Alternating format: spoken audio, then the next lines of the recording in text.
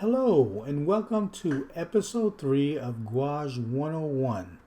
Now, last time I did an episode of Gouache, I did a small thumbnail sketch, and in that small thumbnail sketch, I wanted to show how fast and easy it was to build up an image in Gouache using just the values. Now, I did a pretty lousy sketch, and so I wanted to do it over again as a small project.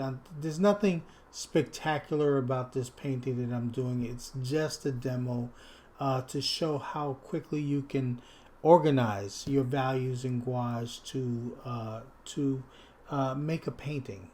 So it doesn't take a lot, and it's easy to build up in gouache.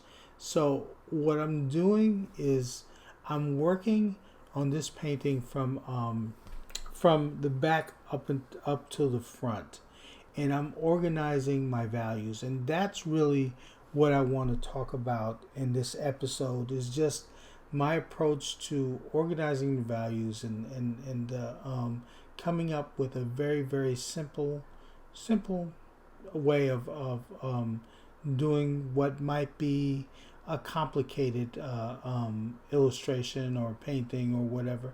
Like I said, this is not a very difficult or very spectacular painting. It is just meant for demonstrations. As a matter of fact, when I started doing this, my wife asked me if I was doing a kind of house for Halloween or something like that, because I guess it's an abandoned, abandoned house, and it's boarded up and so forth. But I just wanted to do something, like I said, real quick. So what I'm doing is I'm working out the big shapes, and I did this sketch beforehand, and just to organize the composition, to organize the idea of how I was going to approach this painting. And like I said, I start off with a light value for the sky, not as light as the clouds, but just something light that I can, that I can set the background to. And the rest, I'm going to develop this painting just using the big shapes. I don't want to, you can even see from the sketch was just organizing where everything goes. And I don't want to get into drawing the bits of foliage and grass and whatever, just blades of grass and leaves. So my approach is to treat everything as a big shape, and then go from those big shapes to smaller shapes till I get down to what one might consider details, but those details are not what I start off with, but what I end up with when I keep breaking those bigger shapes into smaller shapes. Now when I'm thinking of that, when I was in high school, I had an art instructor who always said things like working from the big to the little, or from the general to the particular. And that's exactly what I'm doing. And like I said, all it is organizing your light and dark shapes. Now, I want to also point out that I'm using the same paints that I did from the last demonstration, which is a week ago, which just shows that when you buy good paints, artist grade paints, that I can reactivate it and get a good consistency with it, that I'm able to paint and cover the values of the color underneath. It's not something that you can do with student grade paints. They don't do that as easily. And even with these paints, I mean, there's nothing that beats using freshly squeezed paint. The problem with that is that the paints are expensive. So I kind of save what I can to reuse, and that is why I buy the brands of paints that I do. Now I buy Turner Gouache, Da Vinci, Winsor Newton, Holbein, M. Graham. These are all artist grade gouache paints. What I would recommend is you get more bang for your buck with the Da Vinci gouache because they come in larger tubes. But uh, uh, you fare a lot better by using artist grade paints. So, like I said, I'm building this up, working from the big shapes to the small shapes. And what I'm doing also, you'll see, especially when I paint the trees. So here I am, I jumped ahead to where I'm putting in the tree and the foliage for the tree. And you can see I'm putting in what's basically a silhouette. And I'm picking out a dark. Now this isn't my darkest dark, but it's a dark where I make the silhouette. And then from there, I'll go back into this and refine it. I'll pick out a lighter color, just a step lighter, not the lightest light, but a step lighter, and then go back into the tree, into the foliage, and pick out some of the lighter colors, right? Or some of the lighter values. And then I'll come back in and I'll go a step darker, and then refine, some darker shapes in there. And then I go for a lighter shape, not the lightest light, but a lighter shape, and I'll use that. Now if you notice, the white of I kept the clouds to the white of the paper so far. I'm just saving that for the end, because I'm going to use that as the lightest light in this painting, and so nothing can be lighter than that. Everything kind of stands out in front of it as like a silhouette. And you can see I'm not looking into painting details. I'm just looking into painting the shapes. So going for the big shapes first, and then the smaller and smaller shapes. When you do that, eventually you will find your details or your render, but not by, like I said, going in and drawing every blade of grass or every leaf or so forth. It's just by putting those big shapes in and then breaking them down.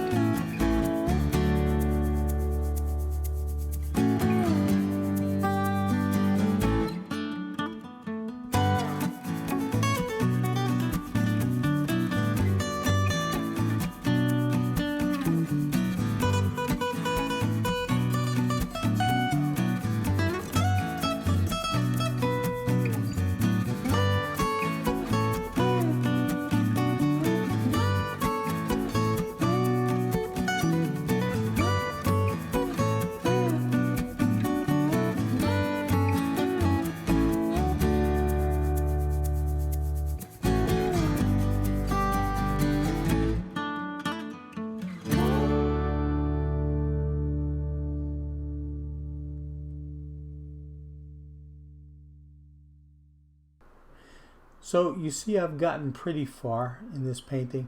Now my approach to painting the trees is pretty much the approach to painting this whole scene. Whereas, like I said, you do the silhouette, and then you work within that silhouette the darks and the lights. You make it smaller and smaller, not details, but you divide the patterns of value. And then as you do that, the details will reveal itself. So pretty much the way you see me paint these trees, and the foliage is pretty much how I'm painting the entire scene that you see. So once I've painted the big shapes, everything is there. All I need to do is to continue to refine those shapes, like I talked about with the trees right here. You can see how with that silhouette, I begin to add a a lighter color, so that you can see where the light hits the tree and gives it more definition and makes it look more like a tree. But I'm not even thinking tree. I'm thinking I'm thinking values, and I'm thinking just following the lights and darks so that they reveal the form of the thing that I'm painting. And one of the things I gotta continue to remind myself is to keep it simple. Don't let it get too busy. The simpler the statement, the easier it is to read, especially when you limit yourself to black and white, to just breaking up the values. You just try to keep it as simple as possible.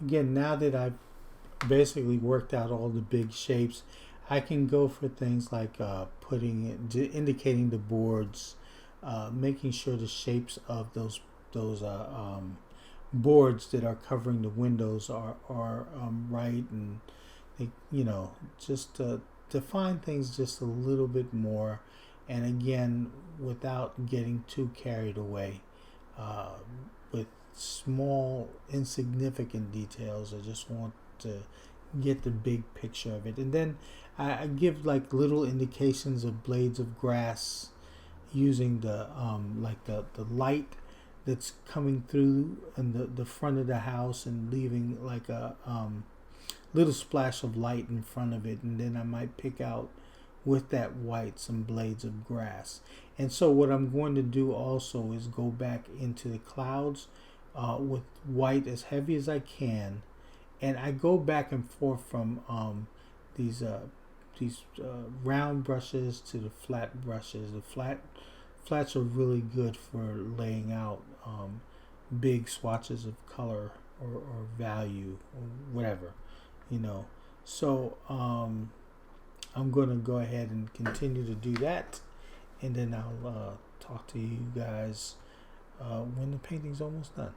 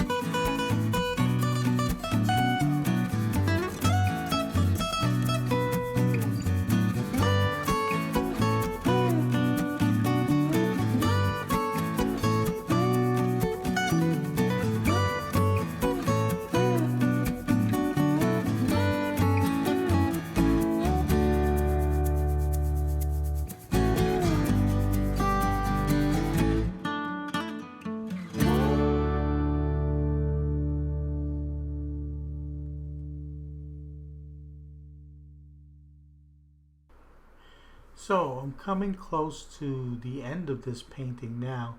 So at this point, all I'm really doing is going over it and refining it, just making sure that things are simple and easily readable and so forth. Like I said, this wasn't a spectacular painting, or I didn't try and do something that, that does anything other than illustrate, how you would arrange your values and use them to build a painting. Now, the thing is that in gouache, the thing is that we want to be able to do this in color.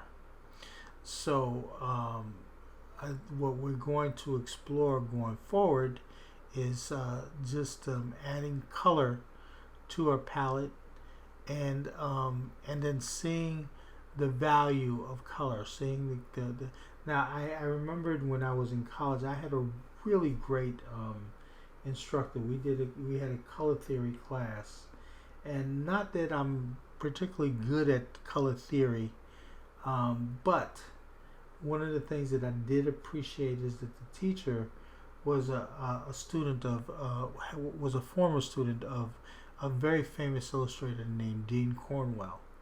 If any of you are familiar with Dean Cornwell, he's a great illustrator, not as well known as Rockwell, although he should be. And there are a lot of early illustrators like that. And he did some very, very nice, big, broad paintings, and always there was always a lot of control to his values and his color. And one of the things that they talked about, or that this instructor talked about, how he would take a rose petal and he would look at it and match the color on his palette using his palette knife. Just match the color, and what he would do was let that rose petal drop in the puddle of color that he created, and it would just disappear in that puddle of color. That was the description the instructor gave me. She was again a former student of Dean Cornwell, and you can see it in his paintings. I wasn't there, so I can't tell you how exact, or whether that's a bit of an exaggeration or not, but you can see in his paintings how much he controlled color and value, and how important that was to him. And so when we talk about value, again, value is in color, we're discussing the light or darkness of a color. So over here we see it in black and white as grays, but every color will correspond to a value, a gray, and it will determine how dark or how light that color is. So listen, I hope you guys enjoyed this video. I hope that it has value to you, and if it does, please go ahead and share it. And also, if anything's unclear, or if there's anything that you guys would like to see in future videos. Now, this is concerning gouache. This is Gouache 101.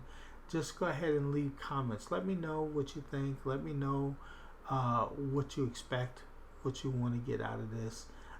Like I said, the next time I'll make another video, the topic will be about color. So here's the final painting. Again, hope you guys enjoyed it.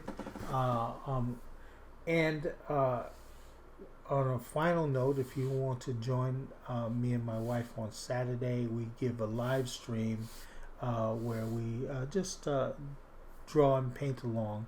Most of the times I'm working in gouache.